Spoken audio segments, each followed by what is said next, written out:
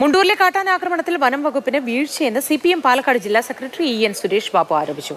വനപാലകർക്ക് വീഴ്ച പറ്റിയിട്ടുണ്ടോ എന്ന് പരിശോധിക്കുമെന്ന് വനം മന്ത്രി AK ശശീന്ദ്രൻ പറഞ്ഞു.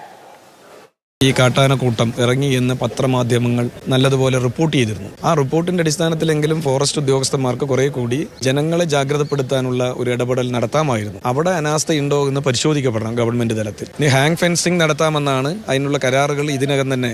ആ കരാറുകാരൻ എത്രയും പെട്ടെന്ന് അതിന്റെ ദ്രുതഗതിയിൽ പണി നടത്താൻ ഉള്ള നിർദ്ദേശം കൊടുക്കാമെന്നും മന്ത്രി പറഞ്ഞിട്ടുണ്ട്. ഇതെല്ലാം വേഗതയിൽ നടത്തി ആ പ്രദേശത്തെ ജനങ്ങൾക്ക് ഭീതിയില്ലാതെ ജീവിക്കാനും ജീവന സംരക്ഷണം കൊടുക്കാനുമുള്ള നടപടിയും നിലപാടുകളുമാണ് എല്ലാവരുടെ ഭാഗത്തും ഉണ്ടാവേണ്ടത്. അവിടെ സ്ഥാപിച്ച സോളാർ ഫെൻസിംഗ് തകർത്താണ് രണ്ടോ മൂന്നോ കാട്ടാനകൾ ജനവാസ മേഖലയിലേക്ക് ഇറങ്ങുന്നത്.